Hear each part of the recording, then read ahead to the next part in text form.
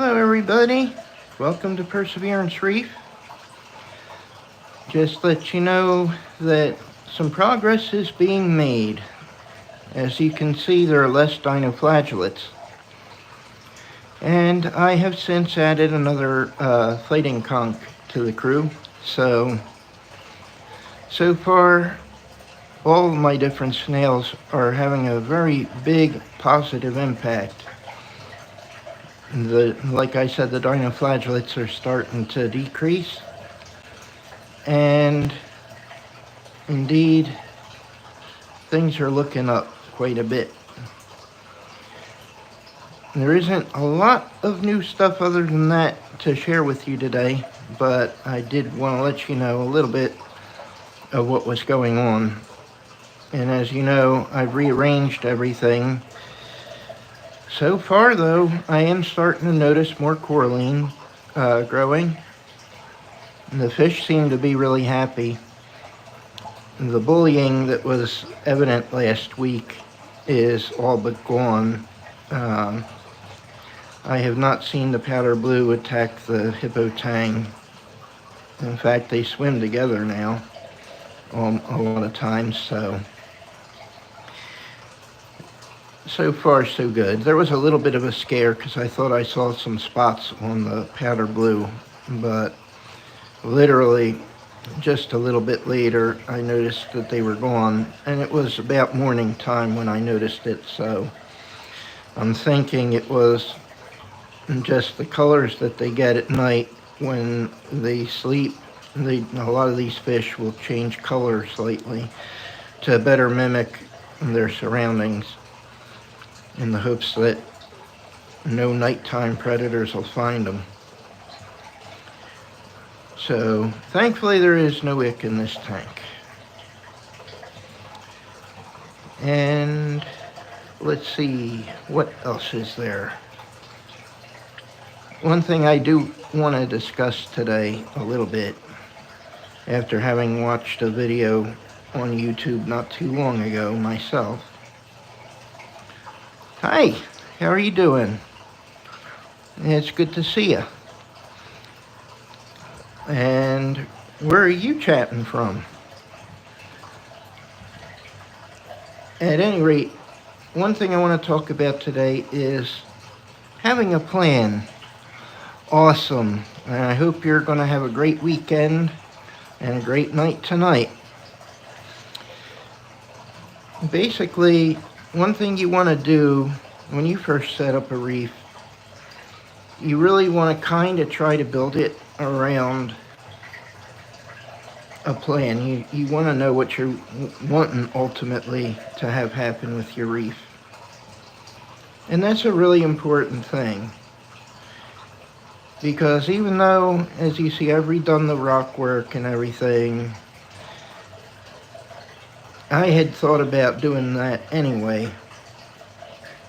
But I still have a place that if I do end up getting a rotary anemone, which I still have that in mind to do, it's going to go in on the right hand side. And that big old, the tallest peak you see in there on the right hand side, that's where it'll go. You'll find a place on there that it'll be comfortable with and do well. Of course, that assumes that I get my reef to the kind of stability that's needed, which of course I am planning on doing. But of course I also want tabling SPS, a nice tabling acropora, even one. Are you? You're going to have a vacation. Where are you heading? Hopefully somewhere really nice. Who knows, maybe even the reef. That would be nice. I wouldn't mind being able to get down there myself right about now. But for now, this reef is pretty cool, so I'm pretty content. And it's going to get a lot better too as time goes on. But yeah, you want to have a plan in mind. Now I realize too that sometimes you're wanting to do something Then down the road, it starts to look like it's going to be a little impossible to do, maybe because of finances, maybe because, you just change your mind on something. And even so, listen to the rhythm of your tank. I would add that, because sometimes plans do change. But, if you want something like a rotary or clams or both, as in my case, you want to plan from the very beginning how you're going to achieve that and accomplish that. So that's what I'm in the process of doing at the moment. Nepal, that could be very, very interesting. So I hope you have a really good time. And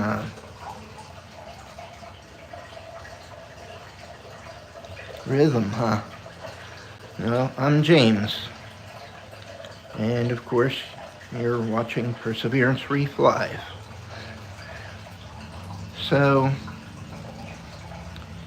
those are very important things. And I've touched on this a little in other videos, but I do want to discuss a little bit about selecting fish for your tank. This is another one of those things that I feel should be planned out in advance to a degree. And part of the reason for that is that the criteria by which you select them. Nice to meet you too. The criteria by which you select fish should be based on aggression, and of course on the types that you want, but you're not going to want to take something like a trigger and put it in with, say, something like an azure damsel. It's not going to go well. Nor would you want to put a mantis shrimp in with pretty much any fish, because again, it's not going to go well. Not that a mantis shrimp is a fish, but I mean, you want to be careful about what you're selecting. Then you want to think about the sizes of the fish that you want to keep. You want to make sure that none of them are so small that other fish are going to eat them. Now, like my tangs are mainly herbivorous, so they're not going to go after fish, or that might be a bit of a problem. But you want to choose accordingly. And of course, yes, you want to choose beautiful fish. There are beautiful fish in all kinds of categories.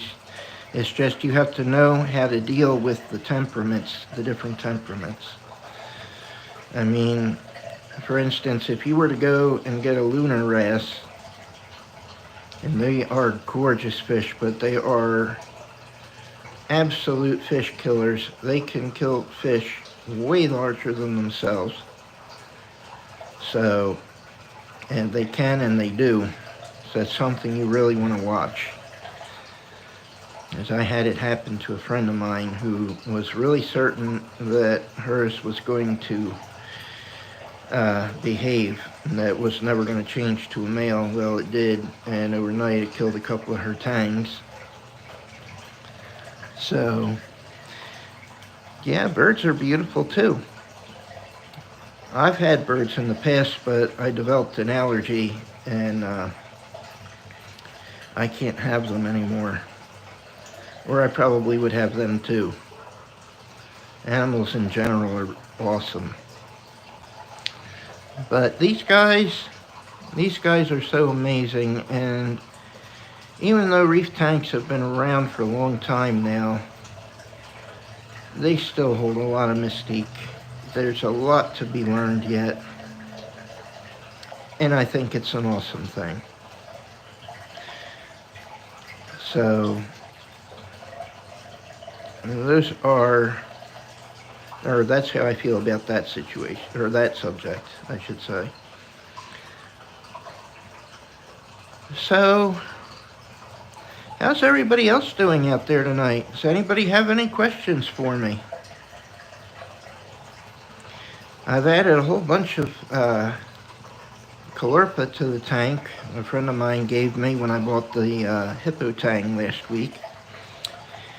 And so far, all that algae's doing really good. And in fact, tonight it's going to be either tonight or tomorrow. I'm going to feed some more of it to the tangs because they'll both eat it, and it is certainly really good for them. I want to get them started on nori. I've tried in the past and have failed to get the powder blue to eat it, but I'm hoping maybe the hippo tang will eat it too, because the more nutrient profiles you can give your fish, coral, etc., the better. I mean, obviously certain creatures are either carnivorous or omnivorous or herbivorous. So some will eat both plant and animal matter. Some will only eat plant and some only animal, but you want to have everything available to them that they could possibly need. Of course, you don't want it to be in total excess. That's why we have filtration and such, but you want it to be there for them in the amount that they need. That will keep them good and healthy, along with good water quality. So those are things to think about. And yeah, I've spent a little bit of money on this reef this week, but sticking to the budget reefer way, I mean, this last week I've spent probably $125. It sounds like a lot, but you see how clean that sand bed is now? I'm going to eventually add more sand, which will give more filtration and will allow for more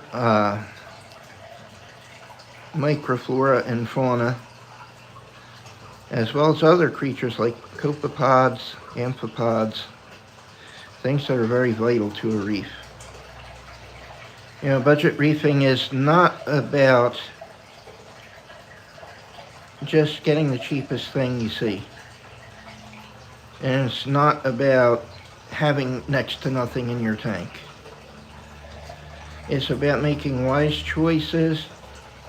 The things that you spend money on, they need to be things that are going to really benefit your tank in the long run.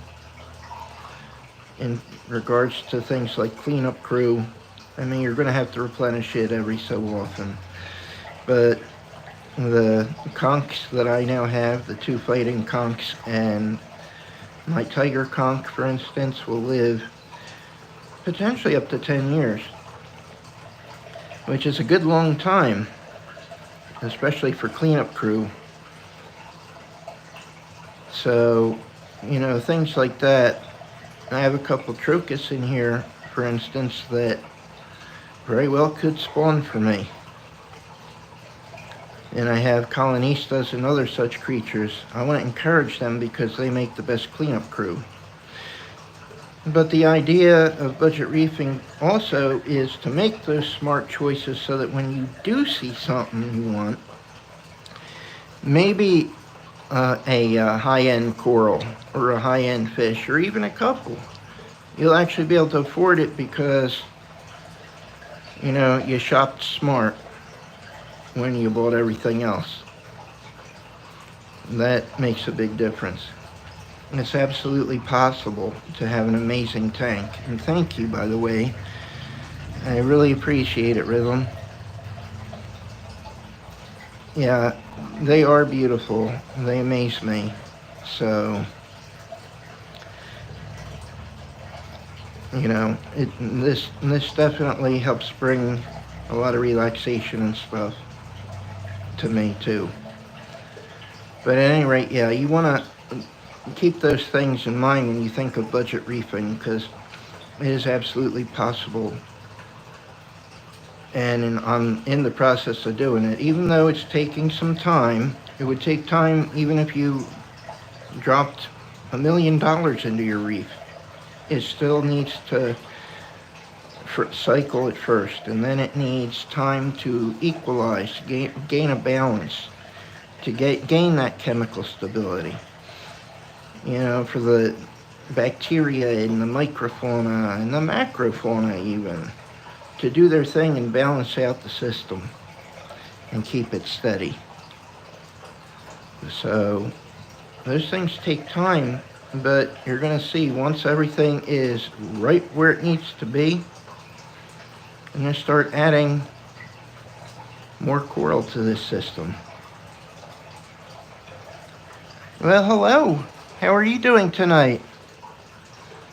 Hopefully, you're having a good beginning of your weekend. It's a beautiful Friday night. It's about 70 out. Sun's still out. Of course, it's going to go down soon, but still, it's been a gorgeous day today here in central Illinois. So basically that's what's going on there. Now meanwhile, down in the sump, I'll have to do a video on this later. I have a whole bunch of amphipods and copepods and everything else. Yeah, that's who I was saying hi to, Rhythm. I was saying hi to Bagus. Yeah, I can't read it very well because of the orientation of the camera right now.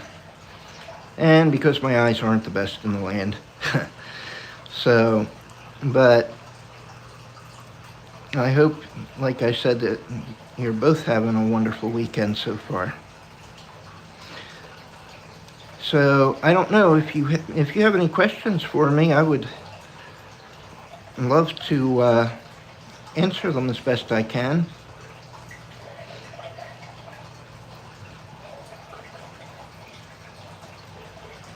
So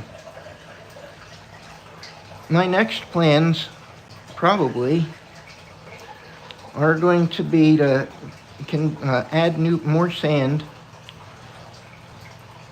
I have different grades of sand in here because a lot of people are all about, hello again, or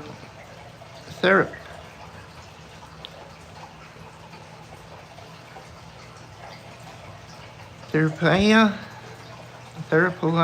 I can't quite tell, I can't read it very well, but hello. I hope you're having a great night. Yeah, as of right now, my plans are to add several different grades of sand. Some people, most reefers, seem to believe in oolitic sand. To me, it doesn't look like the reef at all. The reef doesn't have oolitic sand. And I realize that the ocean is the ocean and that our tanks are not the ocean, even though we do our best to mimic it. Oh, okay. Oh, I see. Yes, you did. And like I said, I used to have birds. Sadly, I developed cavitary lesions in my lungs because of a yeast that came from working around birds, which is why I can't have them anymore, unfortunately, or I would. I love them. So I used to make sure mine had lots of out-of-cage time and everything. But that's another world. Oh yeah, the sand. So I'm a believer, though, that different size sands actually allows for different types of bacteria to colonize them that can be beneficial to the reef. We absolutely want yeah,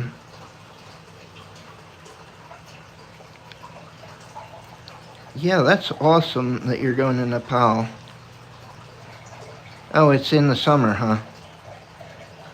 Well, I imagine it's kind of hot down there, huh? In the summer.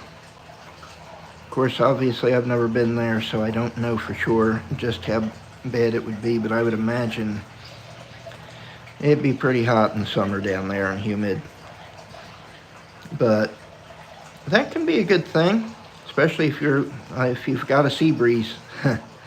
So I don't know if I don't remember if Nepal is landlocked or not. I don't think they are, but I might be wrong. But yeah, so different types of bacteria like to colonize different